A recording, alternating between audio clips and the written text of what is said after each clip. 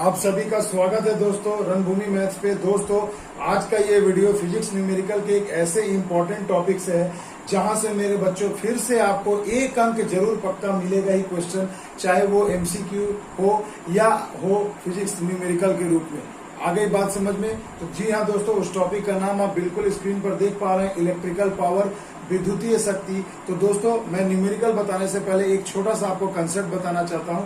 आइए पहले उस कंसेप्ट को अच्छे से देख लीजिए, समझ लीजिए, फिर मैं आपको डिटेल से क्वेश्चन कराऊंगा 4 से 5 टाइप, और एक टाइप तो बिल्कुल एग्जाम में आपको आएगा ही। तो देखिए दोस्तों, मुझे आप सभी को ये पता होना चाहिए कि विद्युतीय शक्ति को हम P के द्वारा दर्शाते हैं, इलेक्ट्रिकल पावर को, और इसका मान होता है वोल्ट इंटू एम्पियर। याद रखिएगा, वोल्ट इंटू एम्पियर को ही हम शॉर्ट में वाट कहते हैं। क्या कहते हैं मेरे बच्चों? वाट कहते हैं। तो देखिए, पावर इक्वल टू होता है वोल्ट इंटू एम्पियर। ये एक बहुत ही बेसिक फॉर्मूला है, मदर फॉर्मूला है। इसे आप सभी याद रखिएगा कि विद्युतीय शक्ति बराबर होता है वोल्टता गुणे एम्पियर, यानी विद्युत धारा। अब देखिए दोस्तों, अब इसी से कैसे आप डिराइव करोगे, और दो फॉर्मूला जो बहुत ही इंपॉर्टेंट है परीक्षा में, चलिए देखते हैं। तो देखिए दोस्तों, आपको ओम का नियम तो याद होगा, ओम्स लॉ है ना मेरे बच्चों। ओम्स लॉ कहता है कि V बराबर IR।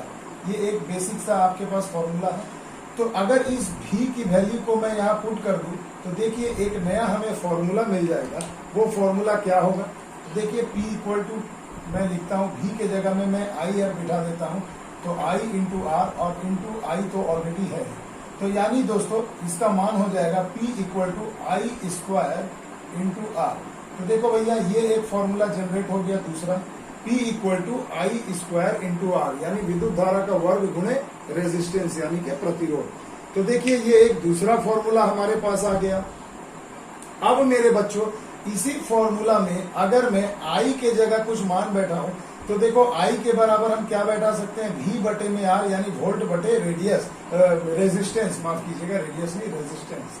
तो देखिए, चलिए इसमें इस फॉर्मूले में मैं इसे भी पुट करता हूं। तो देखो क्या होगा? P इक्वल टू V को V रहने दीजिए, और I के जगह पे मैं क्या पुट कर सकता हूँ? V बटे में R। तो इस I के जगह मैं V बटे में R यहाँ पर पुट कर देता हूँ।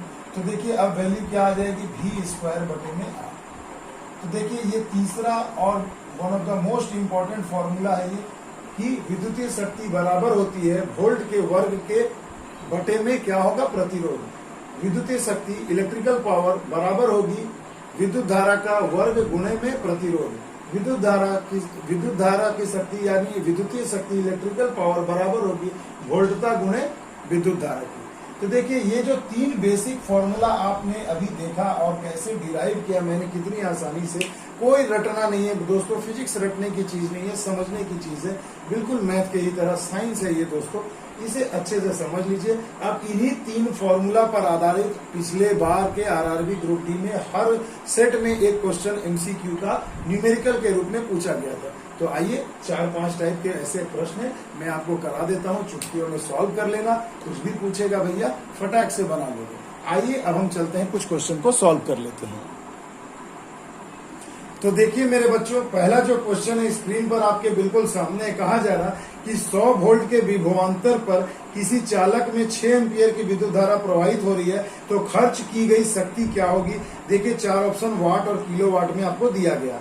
तो पहले मैंने बताया था भाई बेसिक कंसेप्ट में, बेसिक वीडियो में भी, कि पहले जो भी फिजिक्स का न्यूमेरिकल बनाना ना, पहले दिए गए डेटा को लिख लो। तो देखो भैया, वोल्टता हमें दी गई है, कितना है? 100 वोल्ट। चलिए मैंने यहाँ पर लिख दिया 100 वोल्ट है। उसके बाद आपको दिया गया है कि इसमें विद्युत धारा कितनी प्रवाहित हो रही है? 6 एम्पियर, यानी I इक्वल टू 6 एम्पियर है। अब आपसे पूछा जा रहा है कि विद्युत धारा प्रवाहित हो रही है, तो खर्च की गई शक्ति यानी कि पावर आपसे पूछा गया है। अब मेरे को भैया ये बताओ कि पावर बराबर क्या होता है? अभी मैंने बेसिक फॉर्मूला बताया था, पावर इक्वल टू होता है volt into ampere. Volt into ampere को हम वाट कहते हैं, और वाट शक्ति की इकाई होती है।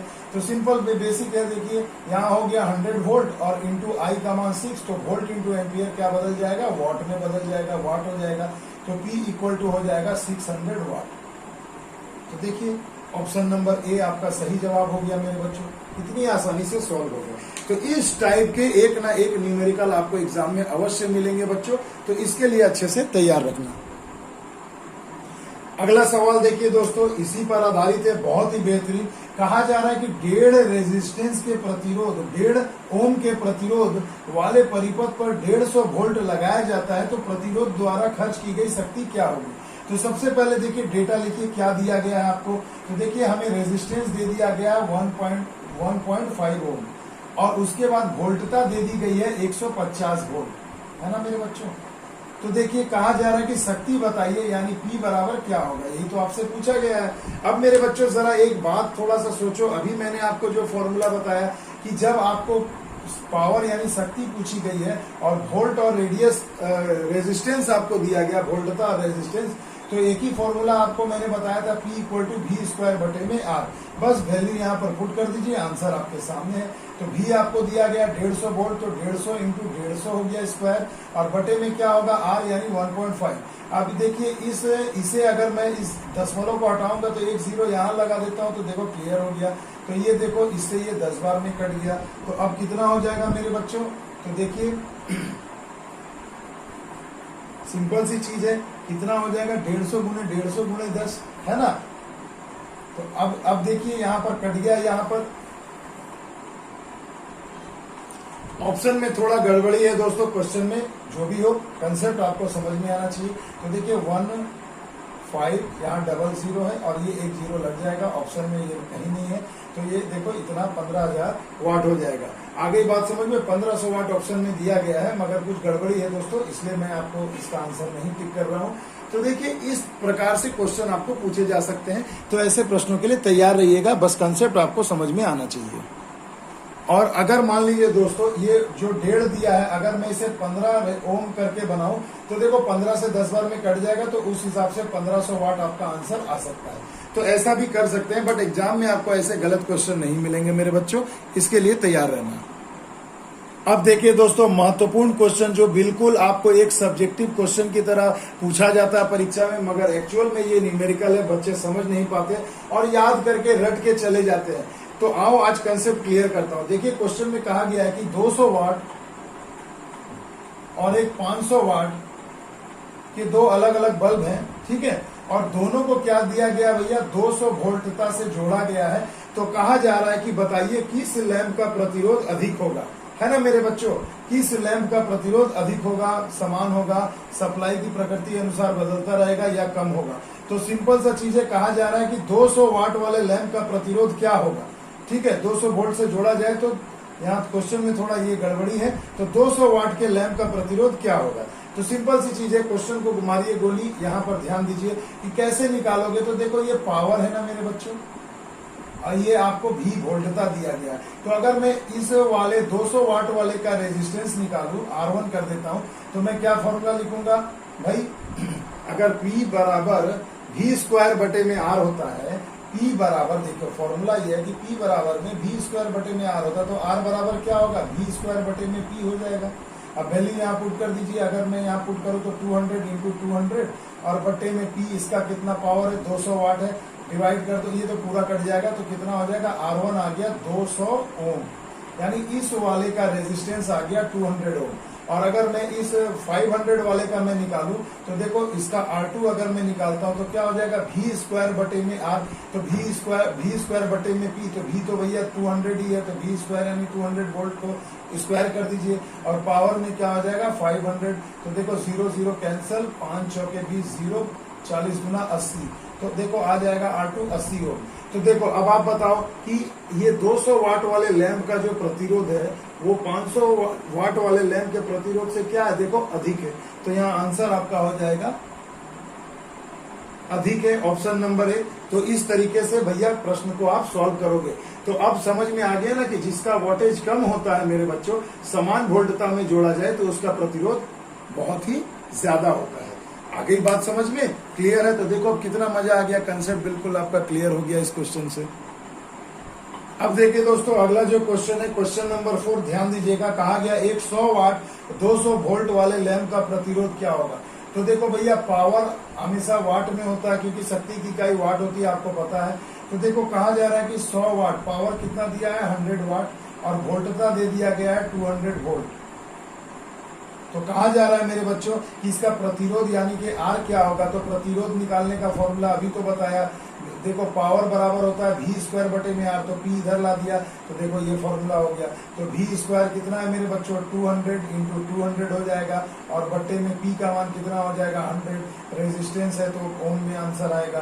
तो देखो 0 0 कैंसिल हो गया, कितना हो गया 2 दूनी 400 यानी 400 ओम इसका रेजिस्टेंस हो जाएगा। तो यही आपका सही जवाब हो जाएगा ऑप्शन नंबर सी 400 ओम। आ गई बात समझ में। अब मान लो बच्चों परीक्षा में क्या किया जा सकता है, पहले वाले फॉर्मूला कि power equal two volt into ampere होता है मेरे बच्चों, तो यहाँ पर आपको ये भी दिया जा सकता है कि पावर दे दिया, वोल्टता दे दिया, बताइए उसमें कितना विद्युत धारा प्रवाहित हो रहा है। तो यहाँ से आप आई का भी मान निकाल सकते हैं। आ गई बात समझ में। क्वेश्चन में दम नहीं है क्योंकि कंसेप्ट जब हमने इतने आसान तरीके से आपको समझा दिया तो फिर कैसा भी क्वेश्चन रहे आपको परीक्षा में मिस हो ही नहीं सकता दोस्तों।